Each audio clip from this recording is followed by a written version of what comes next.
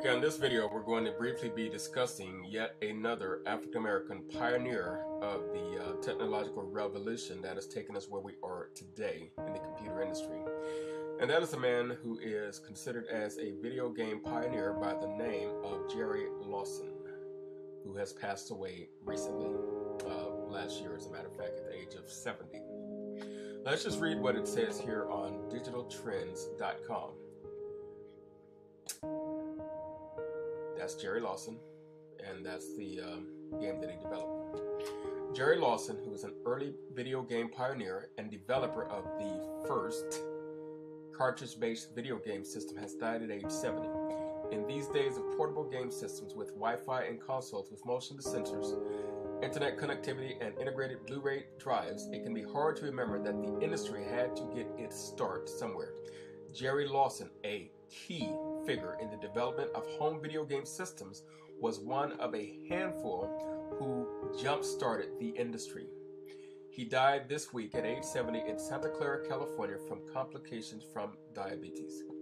Lawson was the key engineer behind the Fairchild Channel F console game system. The Channel F was a tremendous commercial success. It was quickly eclipsed by Atari systems that hit the market the next year. But it was the first system to use interchangeable ROM cartridges to load games, paving the way not only for Atari, but for innumerable console systems and game developers that followed, including the likes of Nintendo and Sega. The same basic technology was used as recently as the Nintendo Game Boy Advance. Interchangeable cartridges enables a single game system to play multiple titles rather than a single game embedded into a system's ROM or controllers. Now, back in the day, if you wanted to get a video game system, the entire console would only be one game. This man, Jerry Lawson, is the one that developed the ROM system, where instead of buying a new game for every new game you wanted to play, instead of buying a new console, you could just buy the cartridges, which would be interchangeable. And let's just read what, in fact, I'm going to go to a video where Jerry Lawson is discussing it himself.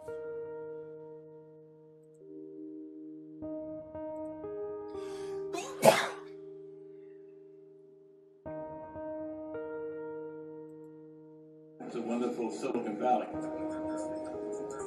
I was probably one of the first field application engineers used by Fairchild.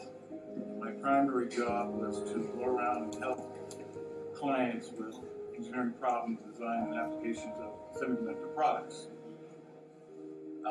In those early days, one of the first guys I met, oddly enough, was a guy by the name of Al Alcorn, who was the father of Palm.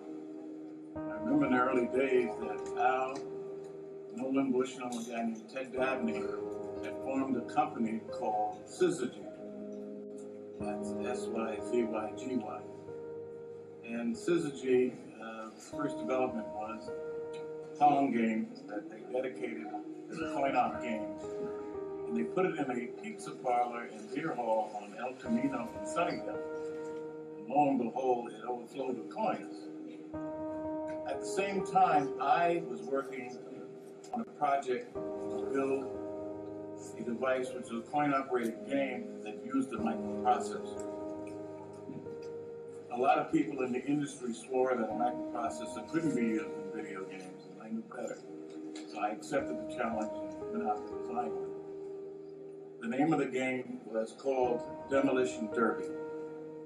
And some of the unique features of it is that we actually had what we call coin defeat mode, which was a way of timing the coin as it went through the switch closure to make sure kids didn't use slugs or wire to trip the switch down in the machine. We actually had timed the window and had it programmable at this slot time that we maintained in order for the machine to be activated. We also made controls for it that were optically encoded.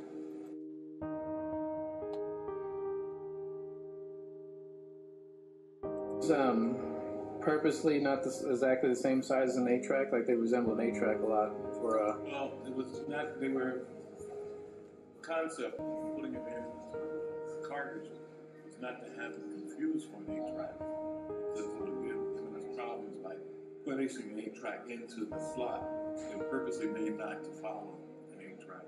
And they couldn't have been made smaller or bigger or anything like that. They could have been made smaller. But again, the ergonomics of it was to make it handheld and heft to it. People could perceive value by size. If they were made to the size that they really were, people would have difficulty in tracking where they are, feeling for them. Would you be interested in dumping any of those ROMs to the internet for emulation, or like if those Atari Age guys wanted to help you on that, would you be interested in that? Sure. Okay, let me tell you a little bit about that. When Jerry Lawson came up with the ROM cartridge, there was a lot of flack within the gaming industry because they thought they would lose a lot of revenue. Why? Because, again, in order to buy a video game, the entire console would only be one game. And that is huge. You have to wrap your brain around that. If you wanted a video game, the console itself, in other words, if you had 5 games, that means you had 5 consoles. So what he created was the ROM cartridge, and the people in the industry did not like that idea. Number one, they didn't know how to do it. They didn't think it would work. They didn't think it was a good idea. They thought they would lose a lot of revenue because obviously the cartridge would sell for a lot less than the entire console would. What they did not realize at that time, and he did have the foresight and the vision to see this, Jerry Lawson did, was that whereas if you sell the console itself, someone may have 1 or 2 games. If you reduce the price of the games itself, they're going to buy the console. You'll make most of your money by selling multiple games, and eventually they're going to have as many games as you can create. Plus, it's going to expand the entire industry, where there will be a lot of game developers developing games for our consoles, and there will be a lot of money to be made on that.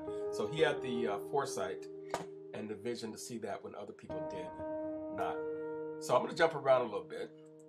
Let's see what Wikipedia has to say about Jerry Lawson, the engineer. Gerald Anderson Lawson, born December 1st, 1940, died April 9, 2011, was an African-American electronic, he was an African-American electronic engineer known for his work in designing the Fairchild Channel F video game console. During development of the Channel F in the early mid-70s, Lawson was chief hardware engineer and director of engineering and marketing for Fairchild Semiconductor's video game division.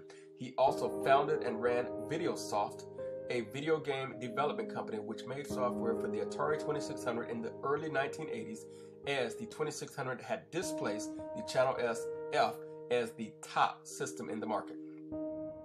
Lawson was the sole black member of the Homebrew Computer Club, a group of early computer hobbyists which would produce a number of industry legends, including Apple founders Steve Jobs and Steve Wozniak. Lawson also produced one of the earliest arcade games, Demolition Derby, which debuted in a Southern California pizzeria shortly after Pong. Lawson later worked with the Stanford Mentor Program and was preparing to write a book on his career. In March 2011, Lawson was honored as an industry pioneer by the International Game Developers Association. See, this is why I like truth and fact, because it very easily counters the Eurocentric garbage that wants to lie and deny about all African-American achievements and basically say it's fantasy. But the evidence, the truth, and facts are out there, and that's why I always do thorough research. International Game Developers Association honored him in March 2011. He was honored as an industry pioneer. So I also went to the website for the International Game Developers Association. That is their website there. So you can go to that website yourself, igda.org, and research that fact further.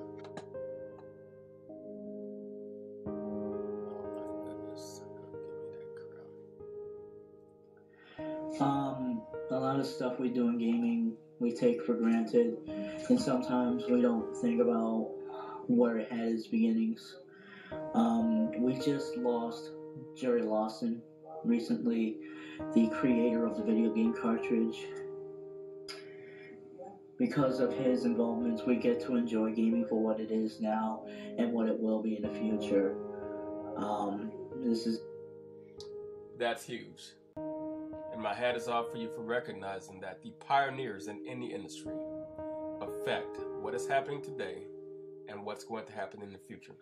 So regardless of how much time passes, we owe a tribute to the pioneers. And in his case, it was a really novel and innovative concept, where that even his company that he was employed by was really pretty much against what he was striving to do until they saw the wisdom behind it.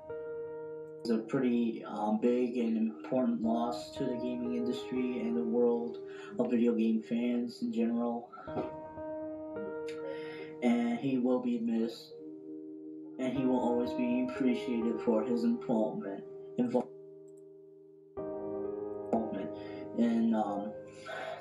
the evolution in video games. We thank you, Jerry. We thank you very much.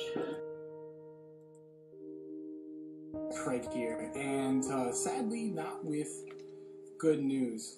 This past Saturday, April 9th, 2011, Jerry Lawson died, and I'm sure many people don't know who that is, but he was a real pioneer when it came to video games and technology in general. He was the only black member of the Homebrew Computer Club, which is sort of like this famous like computer hobbyist club.